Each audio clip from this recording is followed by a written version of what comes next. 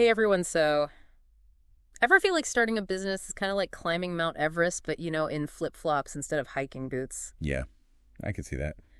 Well, we are diving deep into the entrepreneur's guide to building a successful business to get you some sturdier footwear, metaphorically speaking, of course. Of course. Think of this deep dive as your crash course in business success. We're going straight from, theory to the trenches. And what's really cool about this book is that it's not just, one guru on their soapbox. It's like we're getting wisdom from hundreds of small business owners, like across 14 countries. Oh, wow. Yeah, it's like having a global network of mentors just like, ready to share their secrets. I love that. All right, so let's talk big ideas. Yeah. I mean, is $1 million idea all about, being totally original? It's funny, the book actually argues that you don't always need to reinvent the wheel to be successful. Okay. Like take Telepizza in Spain, for example. They basically took the Domino's pizza model and just, adapted it for a new market. So it's more about clever adaptation than starting completely from scratch. Exactly. You find a proven concept, something that works, Yeah, and then you give it your own fresh spin. that's smart. That's Yeah. really smart. But how do you actually find those golden opportunities in the first place? I think it starts with being really in tune with real needs. Like, what are people actually asking for? What problems are they facing? Yeah. Like, think about Levi Strauss. He didn't just wake up one day and decide to make jeans. He saw miners struggling with flimsy clothes, Yeah. and he was like, I can fix that. So he did. He saw a need and he filled it. It's exactly. Or take the Kaiser supermarket in Berlin. It was designed specifically with wider aisles and magnifying glasses on the shopping carts Why? for their aging customer base. Oh, that's smart. Yeah, they paid attention to a specific need and they catered to it.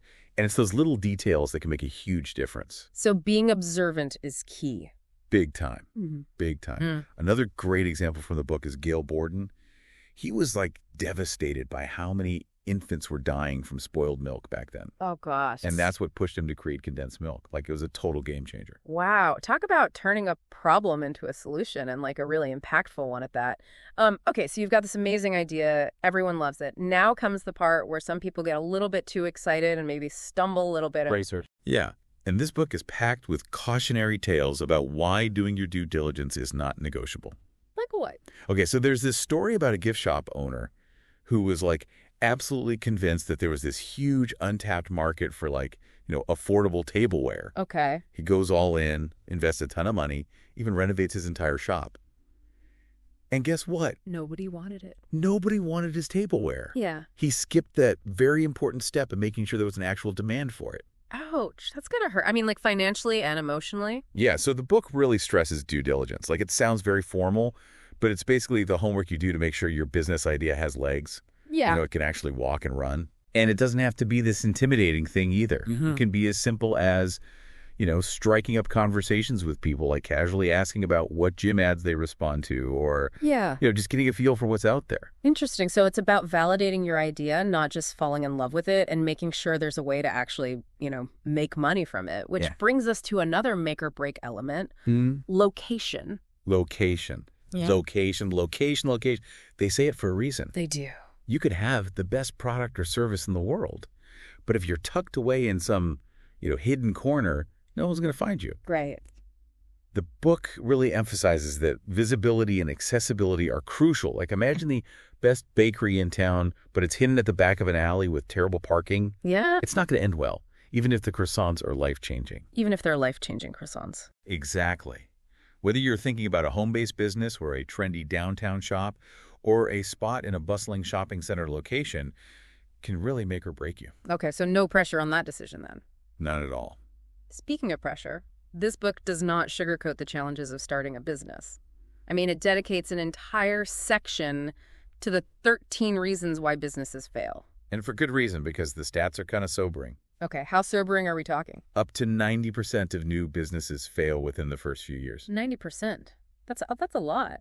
What are some of the major pitfalls? Is it all just about like not having enough money? Money's definitely a big one. The book really stresses having a rock-solid financial plan. Yeah. And I don't just mean like a back-of-the-napkin revenue projection. We're talking about really understanding your expenses, knowing your burn rate. Burn rate, what's that? It's basically how fast you're burning through your capital. Yeah.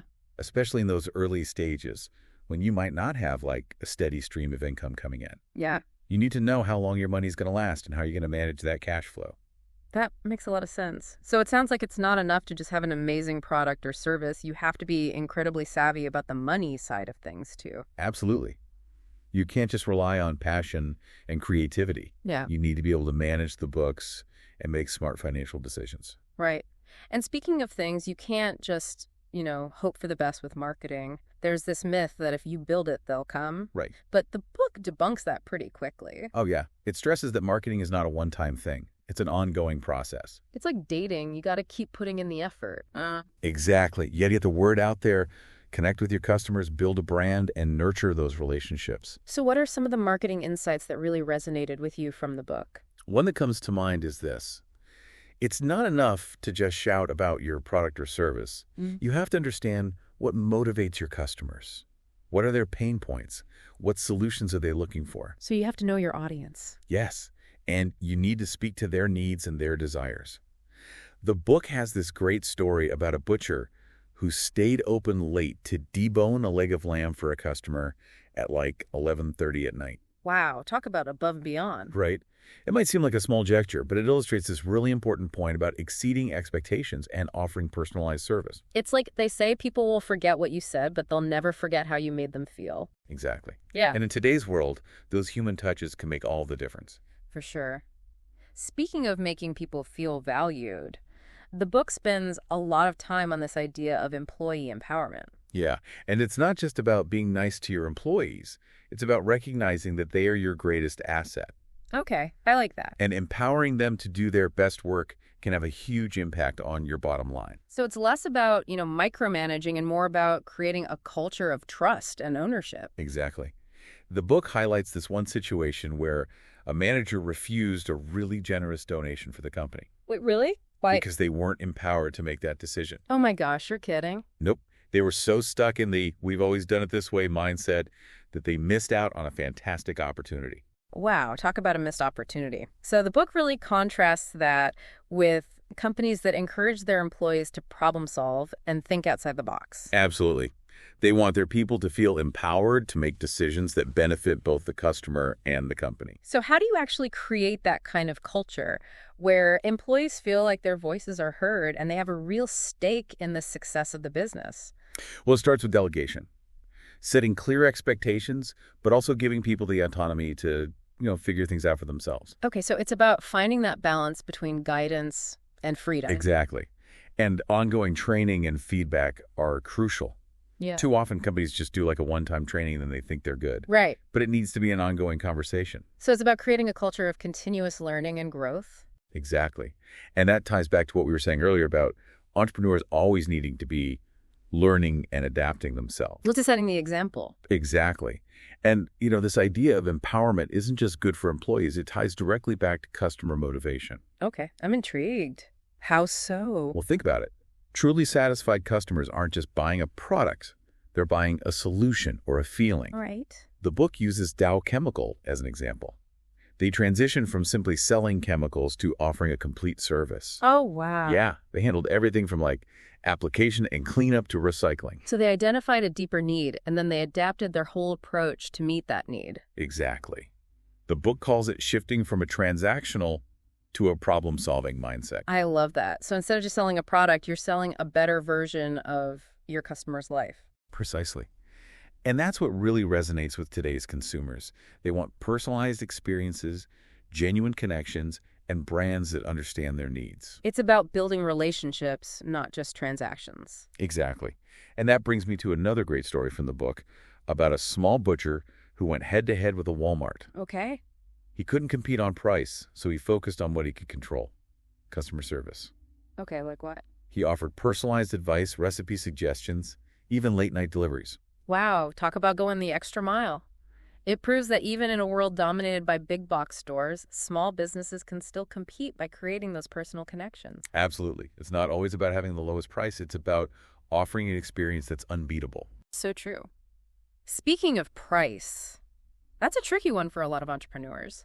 What insights did the book offer on setting the right price for your product or service? Because you don't want to be too high. You don't want to be too low. Right. It's all about finding that sweet spot. And the book emphasizes that it's not just about picking a number out of thin air. There's actually a science to it. Okay. It starts with really understanding both your internal costs and the external market. Okay, so like what are your ingredients costing you, but also what are your competitors charging? Exactly. You have to consider your target audience, your profit margins, the competitive landscape, even broader economic trends. It's a lot to juggle. It is, but the book breaks it down in a way that's easy to understand. And it explores different pricing models like cost-plus pricing, value-based pricing, competitive pricing. So many options. Okay. Yeah, and it gives you practical tips for handling tricky situations like price increases or discounts. Like, how do you tell your loyal customers that you know things are going up? Exactly. It's all in there. It's like a pricing masterclass condensed into a single chapter. That's a good way to put it. And, we've talked about marketing, customer service pricing, but none of it really matters if you don't have the right people on your team. That's so true. Building a strong team is essential. And honestly, managing people, that can be one of the most challenging parts of running a business. For sure. And you can't just throw money at the problem. You have to understand what motivates people, what makes them tick. And the book takes a really interesting approach to this. It actually taps into classic psychology. Okay, I'm intrigued. Remember Maslow's hierarchy of needs? Refresh my memory. Right? So Maslow's theory is all about these different levels of human needs. Yeah. From basic survival like food and water, all the way up to self-actualization. Okay. And the book argues that understanding these needs is key to motivating employees. So it's not just about, offering a good salary. It's about creating a work environment where people feel valued and fulfilled. Exactly. It's about aligning jobs with people's skills and interests, setting clear expectations, and fostering open communication. So it's about creating an environment where people feel challenged, but also supported. Precisely. And the book also emphasizes that, recognizing and rewarding good performance is essential. Yeah. People need to feel appreciated. Exactly. A little positive reinforcement can go a long way. And when employees feel appreciated, they're more likely to go the extra mile for the company and for the customers. Absolutely. And that actually ties into another really important topic the book addresses: social responsibility. Yeah, it feels like that's becoming increasingly important to consumers these days. It really is. It has. And the book argues that it shouldn't just be about, good PR. It needs to be woven into the very fabric of your business. So it's not just about doing good, it's about doing good business. Exactly. Because a lot of times those things go hand in hand. Like, think about it. Reducing waste often cuts costs. Supporting local suppliers strengthens your community ties. Treating employees fairly improves morale and reduces turnover. So it's a win-win-win. Exactly. It's about taking a more holistic approach to business success, one that considers the well-being of your employees, your community, and even the planet. I love that. So are there any companies that the book highlights as doing this really well? Like, who should we be inspired by? One that really stood out to me was Pick n Pay. They're a South African supermarket chain, Okay. and they have this long history of supporting social causes and really empowering their employees to get involved in their communities. I love that. And it's not just about writing checks. They're really embedded in the communities they serve. That's awesome. And this approach has not only, generated positive publicity and goodwill, but it's also strengthened employee loyalty. Yeah, because people want to work for a company that shares their values. Exactly. It's a great example of how businesses can be a force for good in the world while also, achieving their business goals. Absolutely. And the book has a ton of other examples of companies that are doing amazing things. What other insights did the book offer on the topic of social responsibility? Because it feels like it can be kind of overwhelming, where to even begin. Right. It's definitely not a one-size-fits-all approach, but the book encourages businesses to really think about their impact on the environment, their supply chains, and their relationships with both employees and customers. Okay, so it's about looking at the big picture and considering the ripple effect of your business decisions. Exactly. And it also challenges this traditional survival of the fittest mentality in business. Oh, how so? It makes a really compelling case for collaboration. Collaboration. That seems kind of counterintuitive in the business world. It does, doesn't it? Yeah. But the book argues that businesses can actually achieve greater success by working together, sharing resources, and learning from each other. Interesting. So instead of viewing other businesses as competition, it's about seeing them as potential partners. Exactly. They call it cooperative business networks. Okay. I like that. So it's about moving away from a win-lose mindset toward a more collaborative approach. Precisely. It's about recognizing that sometimes the best way to overcome a challenge is to join forces with others. It's like the old saying, two heads are better than one. Exactly. And The book shares a bunch of examples of businesses that have formed these really successful alliances, even with their competitors, to achieve shared goals. Wow, I wouldn't have thought of that. I'm really intrigued by this idea of collaboration. It seems like a really powerful way to leverage collective knowledge and resources. What are some of the specific benefits that businesses have seen from forming these cooperative networks? Well, for one, it can significantly reduce costs. By pooling resources, businesses can get access to better deals on everything from raw materials to marketing services. That makes sense. And it can also lead to some really incredible innovation. Oh, why is that?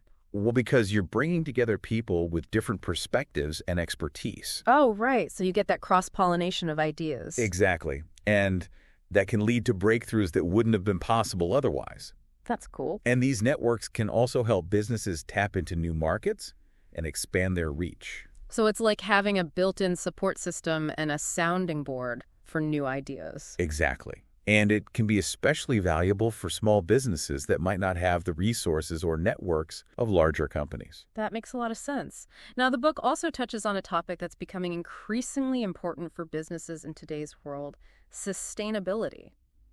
It feels like you can't talk about the future of business without talking about sustainability. Absolutely. It's not just a buzzword anymore. It's something that customers are actively looking for. And frankly, it's just the right thing to do. And the book goes beyond just the environmental aspects of sustainability, although those are obviously critical. Yeah. And it frames sustainability as being essential for long-term business viability. Okay, so it's not just about being green. It's about ensuring that your business can actually thrive in a world with finite resources. Exactly. Think about all the risks that are associated with unsustainable practices: resource depletion, pollution, climate change, even social unrest. Those are some pretty big challenges, to say the least. They are. But the book makes a really compelling case that sustainability can actually be a source of competitive advantage. Okay, so because it seems like sustainable practices often come with a higher price tag. There could be some upfront costs for sure, but the long-term benefits often outweigh them. Like, just think about it. There's a growing consumer demand for eco-friendly products and services. People are willing to pay more for things that are good for the planet. That's true. And not only that, but becoming more resource efficient can actually lead to cost savings. Oh, interesting. So it's about finding that sweet spot where doing the right thing for the planet also makes